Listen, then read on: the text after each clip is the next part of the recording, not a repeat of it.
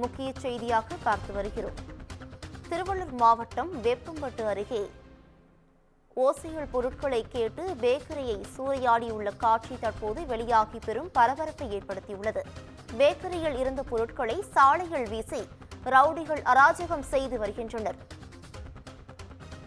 ராஜகத்தை தட்டி கேட்ட பக்கத்து கடைக்காரர் மீது ரவுடிகள் அராஜகத்தில் ஈடுபட்டு சரமாரியாக தாக்கியுள்ள சிசிடிவி காட்சி வெளியாகி பெரும் பரபரப்பை ஏற்படுத்தியுள்ளது. இது குறித்தான கூடுதல் விவரங்களை வழங்குவதற்காக எமது செய்தியாளர் சுப்பிரமணியன் இணைப்பில் இணைகிறார்.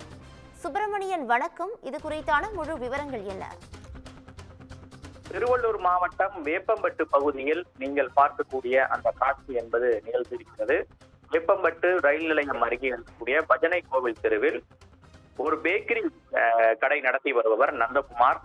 அவர் அந்த கடையில் நேற்று பணியில் இருந்தபோது அடையாளம் தெரியாத 2 பேர் அங்கு வந்து பால்கோவா கேட்டு பிரச்சனை செய்திருக்கிறார்கள். அது மட்டுமல்லாமல் அதனை வாங்கிவிட்டு பணத்தையும் அவர்கள் கொடுக்கவில்லை. எங்கள் ஊரில் கடை வைத்துவிட்டு எங்களுக்கு பொருள் தரமாட்டாயா என கேட்டு அவர்கள் தகராறில் ஈடுபட்டிருக்கிறார்கள்.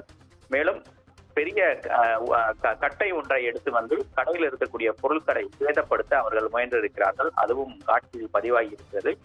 மேலும் நந்தகுமாருடைய வயது முதிர்ந்த தாயை மிரட்டி இருப்பதும் இந்த விசாரணை தெரிய வந்திருக்கிறது.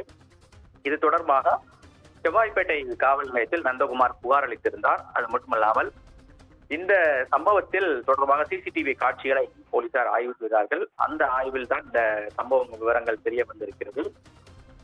பொருட்களை வெளியே எடுத்து வீசி அவர்கள் ரவுடித்தனத்தில் ஈடுபட்டிருப்பதாகவும் காவல்துறை தரப்பில் தெரிவிக்கப்பட்டிருக்கிறது. மேலும் மறைத்து வைத்திருந்த அருவாளால் அதே பகுதியை சேர்ந்த அந்த நந்தகுமாரை அவர்கள் தாக்கியிருக்கிறார்கள். அவர் சிகிச்சைக்காக திருவள்ளூர் அரசு மருத்துவமனையில் அனுமதிக்கப்பட்டிருக்கிறார். இந்த கும்பல் இதே போல அடிக்கடி அங்கு இருக்க பகுதியில் இருக்கக்கூடிய பொருட்களை சேதப்படுத்துவது, மாமூல் சேர்த்து மிரட்டுவது போன்ற செயலில் ஈடுபட்டு வருவதாக காவல்துறைக்குடைய முதல்கட்ட விசாரணை தெரிய வந்திருக்கிறது. போலீசார் அந்த 2 பேரையும் தற்போது தேடி வருகிறார்கள்.